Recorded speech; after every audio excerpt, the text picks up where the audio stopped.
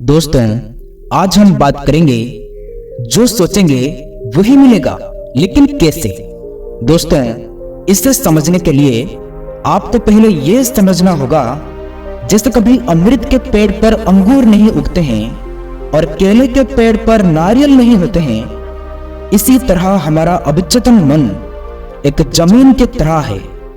हम उसमें जो भी बीज बोएंगे हमें उसका फल अवश्य प्राप्त होगा, चाहे वो भलाई का हो या बुराई का, चाहे अमीर का हो या फिर गरीबी का, चाहे वो सफलता का हो या फिर असफलता का। हम हमारे मन में जो भी सोचेंगे वो हमें अवश्य मिलेगा, क्योंकि हमारा चेतन मन हमारा शरीर का कैप्टन होता है। इसलिए वो हमारे अवचेतन मन को जो भी संदेश देगा वो उसे अवश्य पूरा करेगा। हमारा अवचेतन मन सर्वशक्तिमान है, वो हमारे हर इच्छा को पूरा करने में सर्वसमर्थ है। हमारा अवचेतन मन दैव्य शक्ति से परिपूर्ण है, वो हमारा चेतन मन का हर बात मानता है। हमारा अवचेतन मन हमारे चेतन मन का हर इच्छा को पूरा करता है।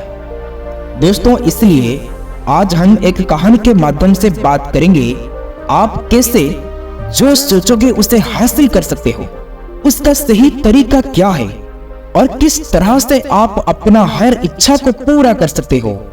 चाहे घर, गाड़ी, बंगला जो भी हो, आप सब कुछ आसानी से कैसे हासिल कर सकते हो। दोस्तों, कहानी शुरू करने से पहले आप अभी तक हमारे चैनल को सब्सक्राइब नहीं किया है तो चैनल को सब्सक्राइब करके बेल आइकन को जरूर प्रेस करें और इस वीडियो को लाइक शेयर जरूर करें। तो चलिए बिना देरी के इस वीडियो को शुरू करते हैं। दोस्तों, एक समय की बात है, महात्मा बुद्ध एक गांव में प्रवचन दे रहे थे। सारे गांव वालों ने वहां बैठकर महात्मा बुद्ध के अनमोल प्रवचन सुन रहे थे। कुछ समय के बाद प्रवचन समाप्त हो जाती है और सारे लोग महात्मा बुद्ध से प्रणाम करते हुए सभी अपने अपने घर चले जाते हैं। जब सभी लोग वहां से चले जाते हैं तो महात्मा बुद्ध देखते हैं कि एक लड़का वही बैठा है।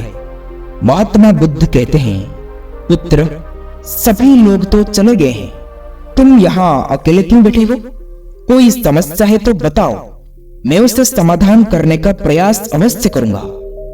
वह लड़का वहां से उठकर महात्मा बुद्ध के पास आता है और कहता है, हे गुरुदेव, मैं आपको मेरा कौन सा समस्या के बारे में बताऊं? मेरा जीवन तो समस्या में ही भरा पड़ा है। हे गुरुदेव, मुझे किसी भी काम में सफलता क्यों नहीं मिलता है? मेरा गरीबी क्यों दूर नहीं होता है? मन चाहे चीजें मुझे क्यों नहीं मिलती है? मुझे किसी भी काम में सफलता क्यों नहीं मिलता है? मेरा गरीबी दूर क्यों नहीं होता है? मन चाहे चीजें मुझे क्यों नहीं मिलती? किसी एक काम में मेरा मन क्यों नहीं लगता है? मैं हमेशा इधर उधर क्यों भटकता रहता हूँ?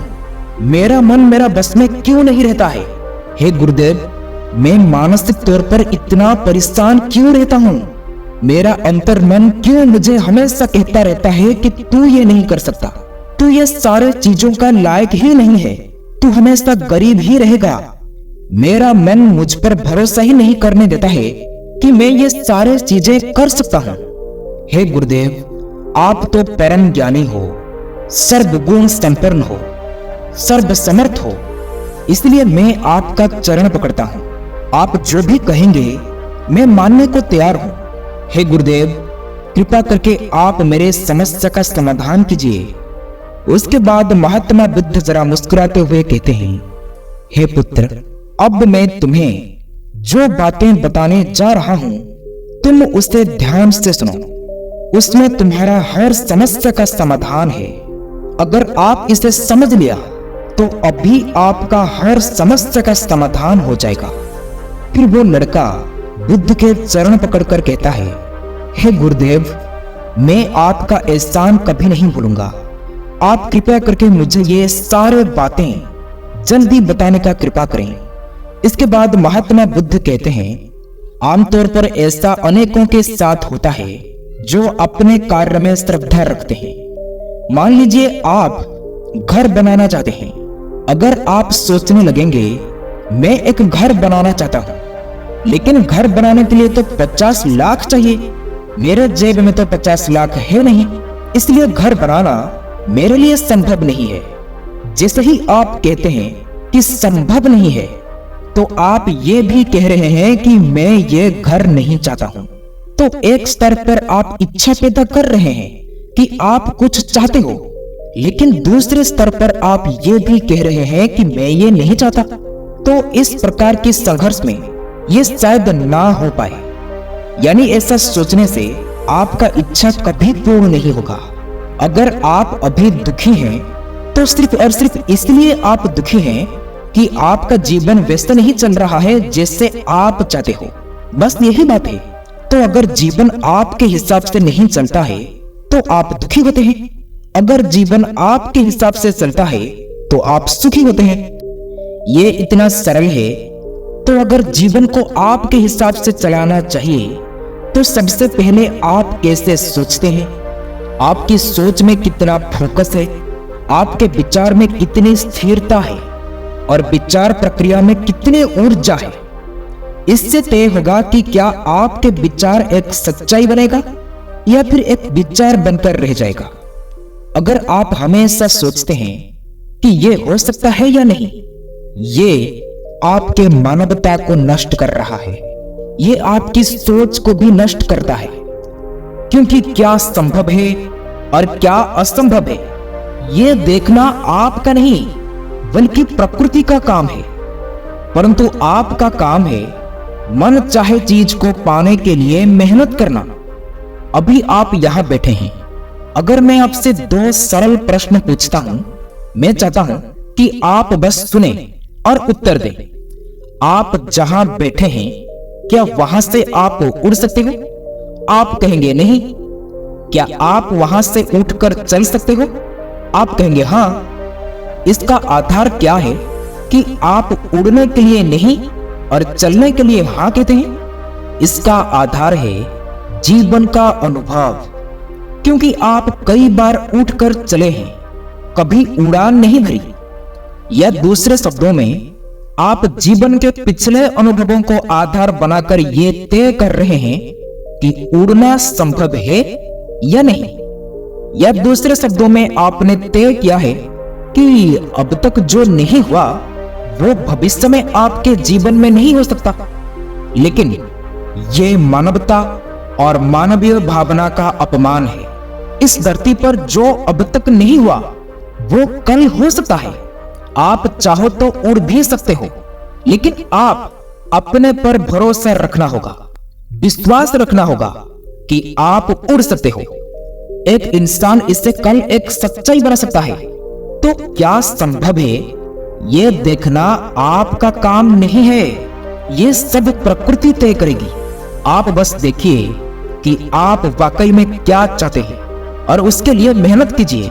और अगर आपका विचार एक शक्तिशाली तरीके से तैयार होता है, बिना किसी उल्टे विचारों के, कोई ऐसे उल्टे विचार ना हो जिसमें विचार प्रक्रिया की तीव्रता कम हो जाए, तो सबसे पहली और महत्वपूर्ण बात यह है कि आपको स्पष्ट पता होना चाहिए कि आप वाकई में क्या चाहते हैं।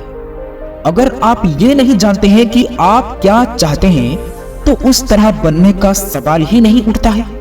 अगर आप ये देखें कि आप वाकई में क्या चाहते हैं, जो हर इंसान चाहता है, वो खुशी से जीना चाहता है, वो शांति से जीना चाहता है, वो चाहता है कि उसके रिश्ते प्यार भरे हो।